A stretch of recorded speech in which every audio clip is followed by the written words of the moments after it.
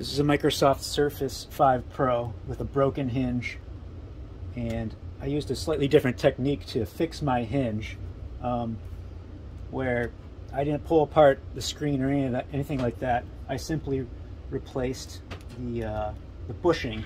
There's a small bushing within the hinge. This would only apply if that's the same problem you have. I'll get into that later, but first, to get off the kickstand from the hinges, there's 4 small screws, 2 on each side. You just take those out and the kickstand will come back. And then there's 2 plastic flaps that kind of go inside the tablet, and those are just basically compressed. They're little pieces of foam that are compressed in there, and those, if you push your hinges down a little bit, it'll give you a little more room. And then you can pull this out. Just kind of work out the foam. There's one, there's the other, so you can see that's just a piece of foam taped in there. So you can move the kickstand aside, and I can show you what happened to this hinge. So it's fine now, but it got to the point where it was pulling out, the aluminum was pushed up. Right now I kind of have it smushed back in, and I kind of took a Sharpie, a black Sharpie, just to kind of fill that in. So you could see the aluminum starting to bend and crack out. So this hinge, once it's extended past 90 degrees, there's a small bushing in here, and that bushing, if I just work it out here, there it goes. So that bushing basically cracked. You can see it just slid right out. This is why this back plate bent, because this, more or less, when I was bending the kickstand, it worked out of place and then was bending this. So the small bushing will slide out. There it is right there. So this kind of has like an inner track and an outer track that rides between the hinge body and this little linkage in the hinge here. This is what gives you greater than 90 degrees range in the hinge, so your kickstand can flip almost 180 degrees. So what happened on mine is you can see there's 2 little spots where it cracked out. This most likely happened because I had it bent over 90 degrees, probably almost 180, and just from wear and tear on it, eventually gave and cracked out the ends here. So this method is basically just replacing this part without having to touch anything on the screen or the other side of the tablet. This might apply for other surfaces. This is a 5. I think the 4 has a somewhat similar hinge. I don't know about the later models, but I would assume to some extent this can apply to other hinges.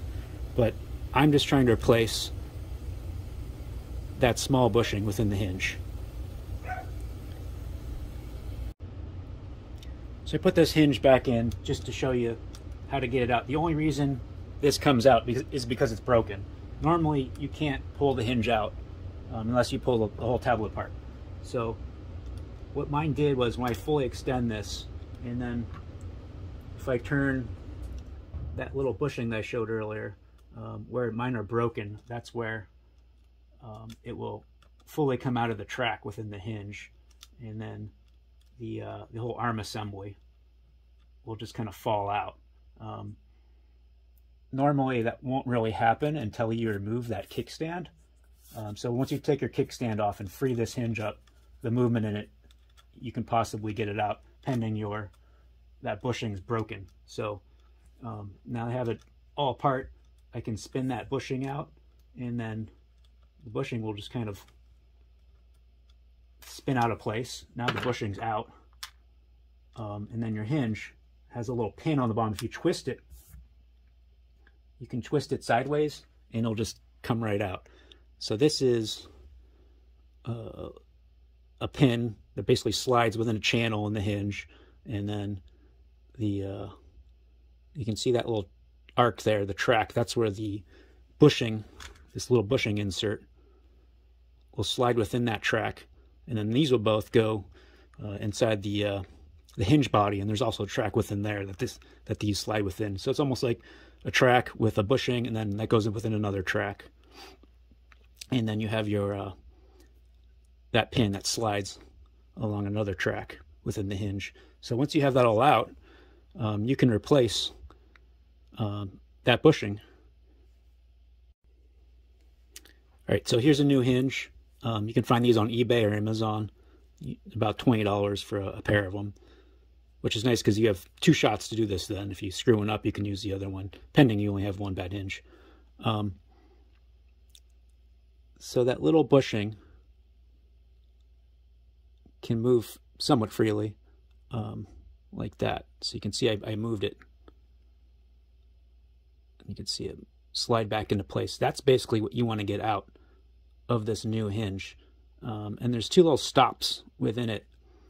There's an internal stop and an external stop. The external one you can see, you can kind of see it hit right within about there. You can see that little stop. So we'll have to take that stop out. We'll have to kind of break it out to get this into the old hinge, to get this new bushing into the old hinge. But we don't have to break that yet to get it out of this. To get it out of this, we can simply hammer out this pin, and this whole hinge will come apart.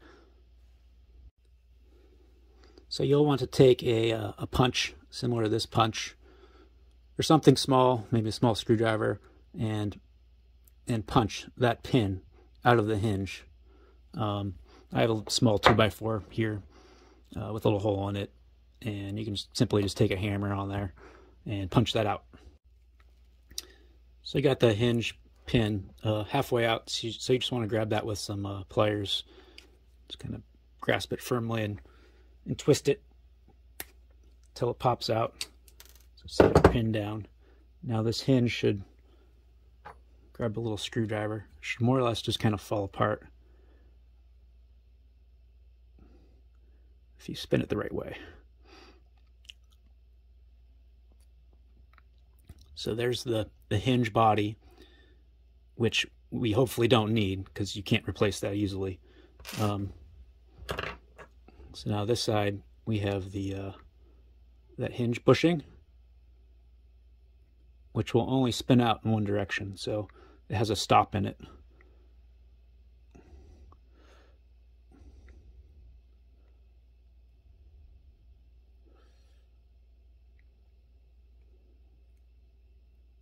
So there it goes.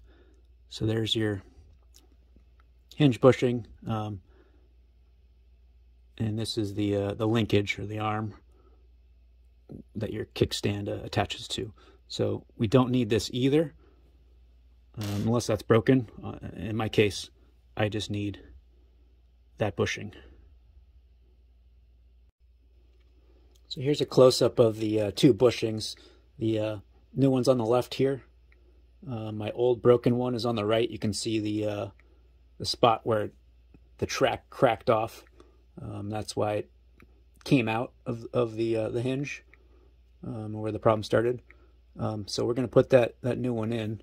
Now if I take the replacement hinge, just as an example, so it sits in this way. So here's the track right here. You can see the track right there. So it does go in one way. I should say it doesn't go in one way. So it goes in this way, but there is a stop right there. It's a little tough to see, but there's a stop in the way to prevent you from getting this into the track, which you can see right there. So that's a good shot. So you can see that little tab prevents you from putting it in this way. You can get it in this way. I can slide it into the track this way, show you how it operates.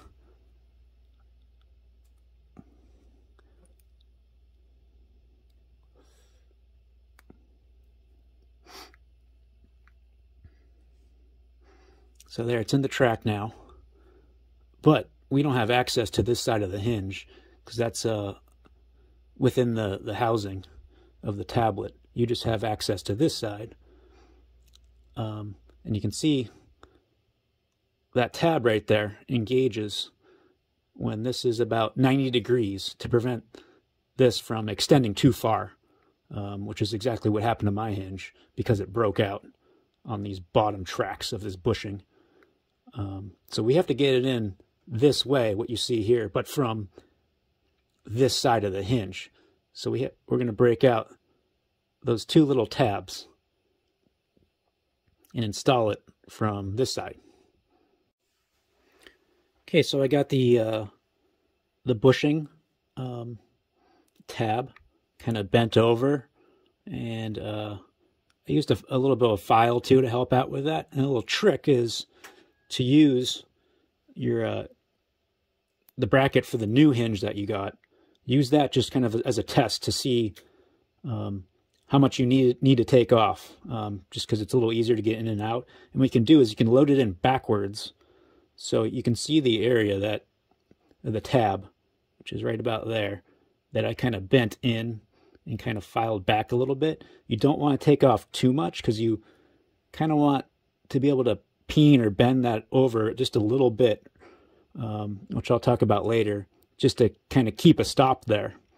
So if you load it in backwards, actually, so this is how the bracket's oriented. If you load it in backwards, you can kind of test to see if you're going to be able to make it in or not. And I can feel mine has a little bit of a drag and it kind of pops past where that tab is, which is good. That's about exactly how you want it. You want just enough off so it'll be able to get in. The other way around is this is in backwards now. So where I got that bent to and filed down is just about perfect. So if I take that back out, if I load it in with the tab end first is the correct orientation. It should just barely go in. You could hear it kind of pop maybe. So mine kind of popped a little bit, which is perfect, and that will lay flat now. And now when this hinge operates, you want to stop at 90 degrees here, what you're seeing there. I can kind of peen that little bit of tab that's left there, or I could put a little bit of glue there, just something to build that up to act as a stop. There's not really any force when this turns to 90 and stops. It's just the friction of this bushing just sliding. You want to kind of come to a stop there so it doesn't overextend. And if it does overextend past that 90, then this bushing will come out. So here's a close-up of that little tab you can see bent in. And you can see it just barely hitting still, but I have enough clearance just to be able to get this in. So that's about what you want right there. Okay, so I got the tablet back on the bench here. This is the new hinge bracket with the new bushing within it. I can take that out now. I'll just push it backwards here and slide it out this way. So you can discard the new hinge bracket, which you hopefully don't need. In my case, I don't. So this is the new modified hinge bushing, which we're going to put in. And on my particular tablet, this hinge was good. This is the bad one. So this is the linkage arm that came out. So we're still going to use that. We're going to put that back in and our new bushing. And then I got the original hinge bracket within there. So to get your hinge back in, you'll have your old linkage arm here. And if you just check your other side, just kind of match up how it goes into that side. Your arm kind of has the indentation and the two screw holes going in that orientation. And you can see your track on the side. So if you look closely at the track, you can see there's a stop kind of halfway through, a little bit over halfway through. So you're going to load it from this side And then if you take your new modified bushing, it's going to, the side that you remove the tabs from, that's going to go into the right side here. It takes a little bit of tinkering with to get it lined up. And then once you get it in, just kind of slide it in place like that. And then you're going to take that pin and kind of go at 90 degrees towards this back end, towards the bottom, and you'll see the track. If you look closely, with a flashlight when you're all set up, you'll see the track that pin sits in. So have it at 90 and then orient it in this manner, and that pin will fall into the track. Okay, once that's in the track, you want to flip it over. Should say flip it at about 90. It's a good idea to kind of orient that linkage at about 90 degrees before you put it into the track. That's how I have mine set up. And then push it so the pin is at the end of the track here. And then your bushing is spun so it's flat against the back here. And that will give you the opportunity to engage the bushing into the hinge bracket track, which is a little tough to see. You can see right there. So you want to kind of spin that bushing until it engages into the bracket track, just like that. And then just kind of turn it down into place.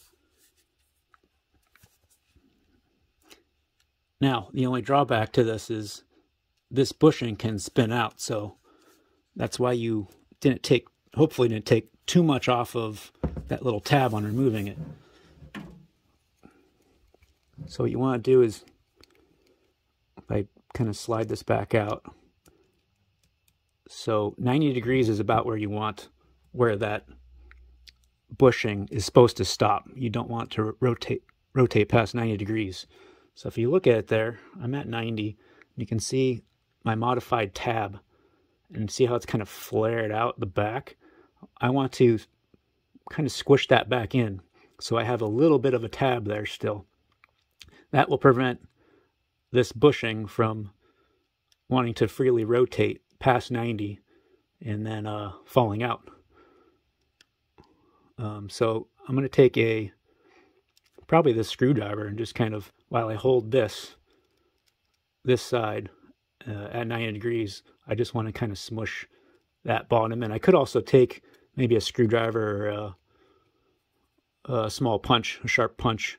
I could kind of punch in this side of the bracket to just add a little more meat there for that tab to grab. I'm probably just going to squish over what I have left of that tab, and that should do the trick. All right, I got my tabs on each side, just slightly bent over.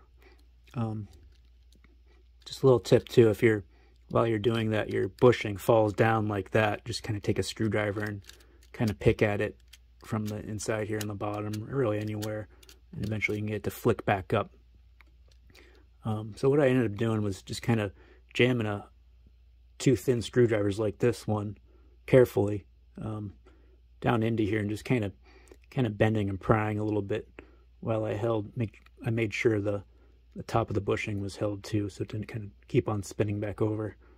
Just to kind of, if you look real closely, just to kind of get a tiny little tab that hits, and that's as far as mine's going. It's stopping right about 90, which is what you want to do. If it was bad, if you remove too much tab, you could just kind of get a tiny little piece of epoxy down in there. And that should act kind of like a little stop there.